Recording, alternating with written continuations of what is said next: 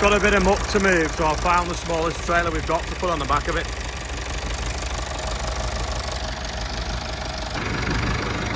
It's a bit weird to drive because you have both legs the same size as the side of the transmission. We put it in second, good old David Brown gearbox, hand throttle there, give it some revs, off we go, get some speed up, and then go into third.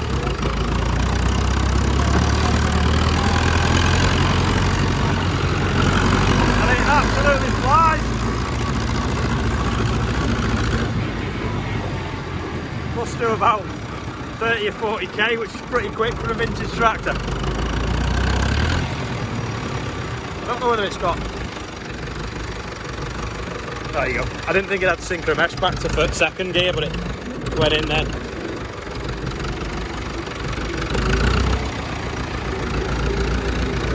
Need to sort the seat out as well. Proper battery cover maybe. Sounds good and you get smoke. Where there's smoke, there's life.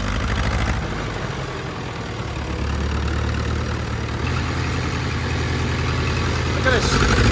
Oh, 1.7 tons. Quite heavy, I'd say, for a little tractor. On the Mini Merlot, moving a bed frame. It's an old metal bed frame. It squeaks and rattles a lot. Would suit, you know, an ideal gift for a teenage daughter from some parents that aren't ready to be grandparents, perhaps. Anyway, I'm going to put it on the scrap trailer, but I don't know which scrap trailer to put it on because that looks like a scrap trailer and that looks like a scrap trailer. That we were thinking of refurbishing, but it's probably a bit past it. And that one, we've got a metal floor in it, and we might do it with that. This is quite handy for putting seed in, this one. But yeah, maybe we should just weigh them in while steel's so high. If anyone does want that bed frame, it's only on the trailer. It's all the screws and everything. New bed day for the big JB that's coming to stay on Sunday, the one and only Jamie Burrows. Olivia wasn't paying attention, so when I put that rail on, I put that one upside down and the bumps are underneath. You don't unscrew it. Wait. That's it. These rails go on there like that.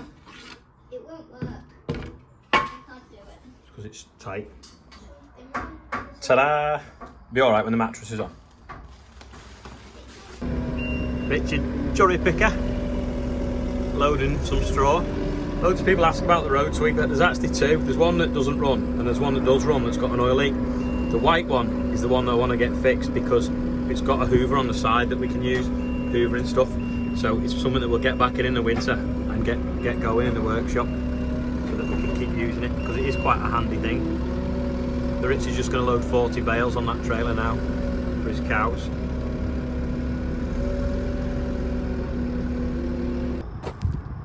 Pigeons having a feast again. Way! You're gonna get up or not? You're gonna let me walk up to him and hit him? Probably not. Woo! There you go. I don't believe this. I've just bought a new bed and someone's just left me one. Why couldn't they have left it yesterday? So we've now got 1, 2, 3, 4, 5 mattresses and a bed, but luckily the neighbour saw them tipping it, so hopefully we can trace where they live and return it back, and they can have a little bit of an interest as well because I've got a mattress I need to get rid of.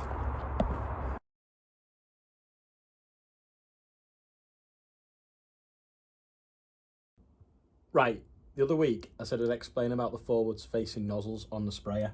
So the nozzles on the sprayer, you've got a boom and you've got some nozzles that face that way and then you've got some nozzles that face that way.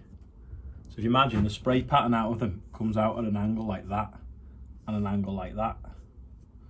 So if you've then got a lump of soil on the ground, like clods of soil, as the sprayer comes along, it will coat this side of the clod and then that nozzle will then spray at the back and coat this side of the clod, and that one will get that one. So you end up with a layer all the way around the soil. So as you imagine, the soil surface isn't completely flat. It's made up of like loads of little particles and clods. As the nozzles pass over, sweeping along, they're coating them front and back. so you don't get any what we call shadowing. So if you imagine if the nozzles went straight down, and I'll draw it bigger. If that's the soil and it's blown up, you've got a clod of soil like that. If the nozzle went straight down, it would basically come along and it'd do there, and it'd do there. But it wouldn't do these corners here. This had been what we call a shadow. Whereas a forward facing nozzle would get underneath, and a backward facing nozzle would get underneath the front. And also it would paint the top as it goes over it. So that's why we'll put nozzles for backwards and forwards along the sprayer boom. I hope that makes sense. Let me know if it makes sense, because it does in my head, but I'm not sure if it does on the whiteboard. I'm in the workshop now looking for somewhere to do a cool wall. The flags take quite a bit of space up, and I've still got some more to put up. I've kind of got a bit of space behind the ramp there, but often there's stuff on the ramp so you wouldn't see them and appreciate them. And we've got over there behind the press, but again, it's a bit hidden. We've got behind the workbench, might get mucky. So I don't quite know where's best. The brew room is probably too small, because if you imagine if we had an open day and people wanted to see it, then they can't all cram in the brew room. So we need like a big space to put it. So maybe we might have to start off small in the brew room, and as it gets bigger, find a more permanent location, whether that be in the new weighbridge when we build it, or one of the buildings. I'm not sure yet. I'm still puzzled where I can put it. This is probably the biggest space here, but obviously that John Deere banner's in the way, so that he could either be moved up or moved to a different location, or maybe Adam wants to put it up where he's doing his 3650 up, and that foam.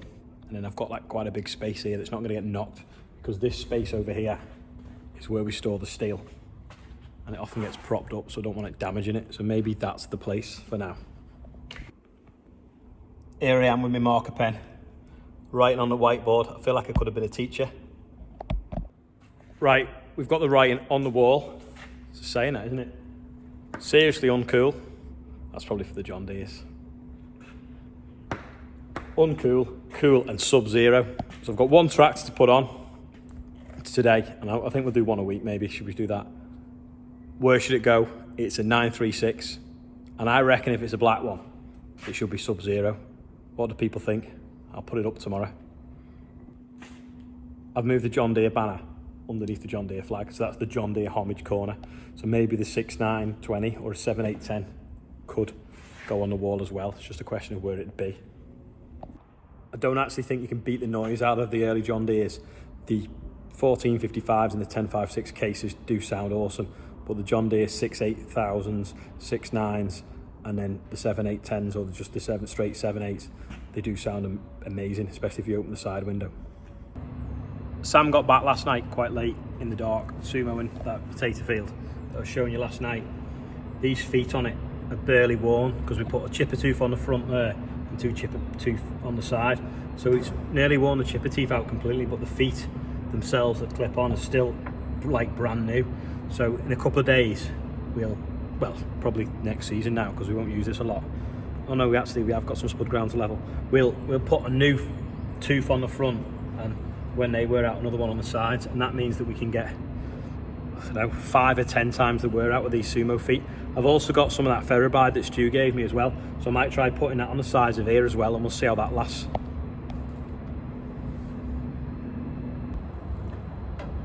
Nick got this yesterday. Does anyone know what it is? It goes on the digger. It was supposed to have a carriage on the top, but it's on chains. It's come wrong. We'll see if you think you know what it is. Sunflower inspection with Olivia and Esme. And then we're going to go and get some sweet corn as well. Last field looks great. Nothing shows how important drainage is better than sunflowers. So this patch here flooded, and there's literally none growing. I'm out of breath carrying them bags. So quite a successful walk. We found a horseshoe off a shy horse because it's huge.